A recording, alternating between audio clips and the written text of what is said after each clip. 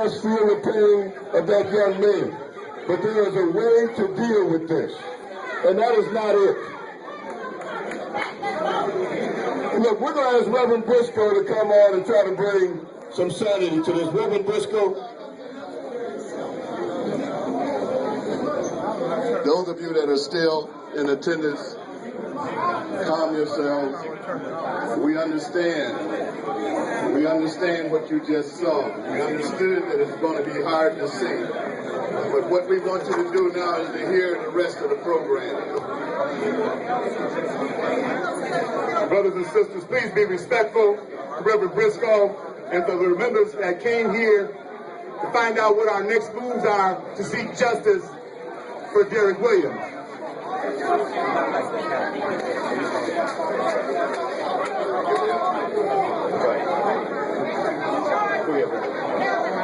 Those of you that are still here, we ask that you take your seats. There is much work to be done. We ask that you take your seats. There's much work to be done. What has happened in the past is we've gotten angry and ran out into the streets and nothing got accomplished. We make sure something get accomplished here tonight. I have a few words to say to you that we are going to move forward from here tonight, that we are going to take a course of action, but we need calmer heads to come to prevail at this time. This is not the same old. Brothers and sisters in that corridor, please take your seats, please be quiet, please respect the family, please respect the memory of Derek Williams. We are here to solve the issues. We're here to understand what we can do collectively to bring justice for this brother and his family. And for all those from Derek Bell, all those from way back, all of them. That's why we're here. That's part of my speech. That's part of your speech? That's part of my all right, well then come on, brothers and sisters, come on in, sit down, and let's listen. Okay. First of all, there's nobody here tonight that didn't know that was going to be hard to watch. Everybody here knew that was going to be hard to take. I don't condemn you for your emotions.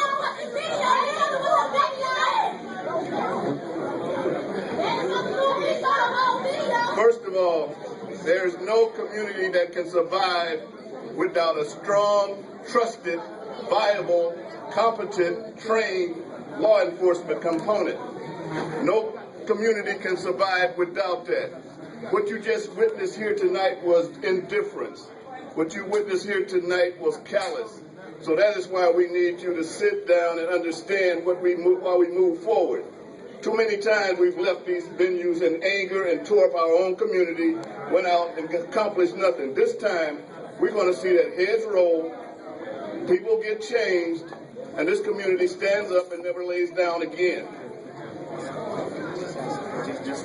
Those of you, could you please listen for one moment, because we're going to have charging orders when we leave here tonight.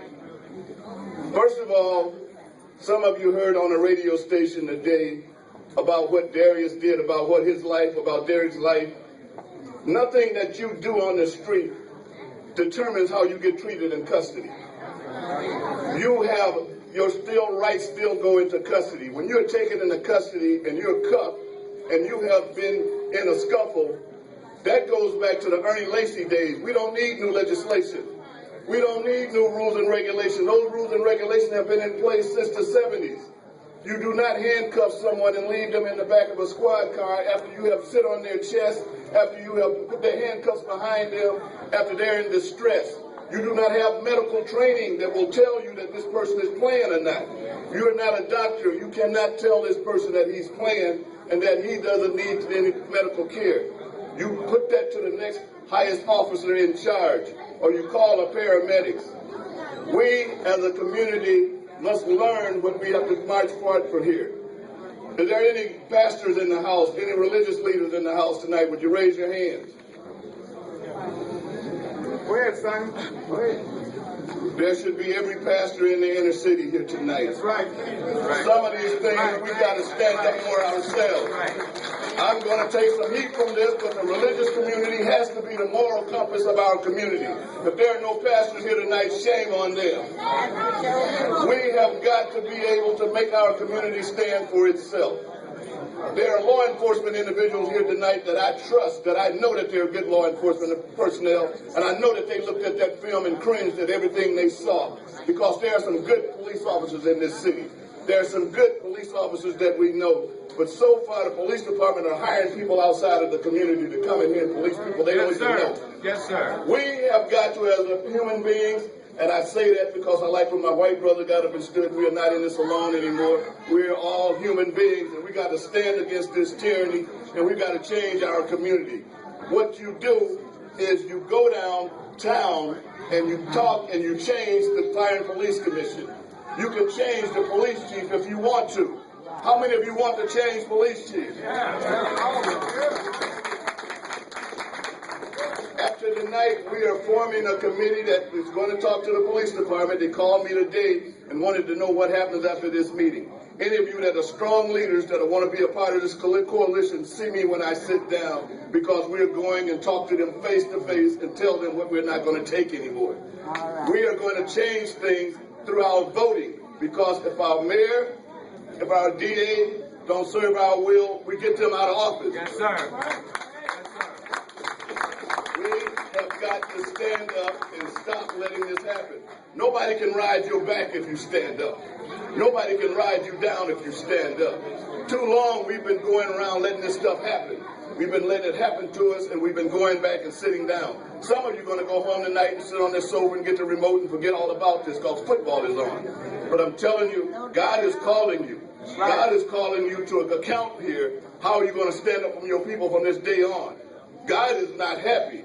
God is not happy because there's no religious leaders in this house tonight. And we are going to make sure that our religious leaders stand up. And I'm sitting here tonight telling you they're worried about their daycares, their school, and all of the things that they're getting paid for that don't count in the kingdom of heaven. God did not tell them to build a business, He told them to build a church. Stand up for His people. I don't care because my boss sits on high and he looks low and he tells me that it's time for us to stand up. It's time for us to stop being treated like we're slaves. We are no longer slaves. We're free men. Stand up for our rights. We can change the police department. We can change the Fire and Police Commission. Let's do that. All right. Nobody in custody deserves to be treated like what we just saw. Don't get angry. Get engaged. Right. Do something. Join something. I'm going to the police department this week, and I'm going to sit in that office, and I'm going to tell them we demand change. And I'm not going to leave until we get it. Because it's time for us to stand up and stop laying down and letting this stuff happen. We've got too many families sitting on these front rows. Let's stand up and be the people that God called us to be. Let's support good police. Let's get bad police out of office and put them in prison where they deserve to be. Yes, sir. Those people deserve to be in prison. And we're not going to rest until they go to prison. Brother Brisco, Micah.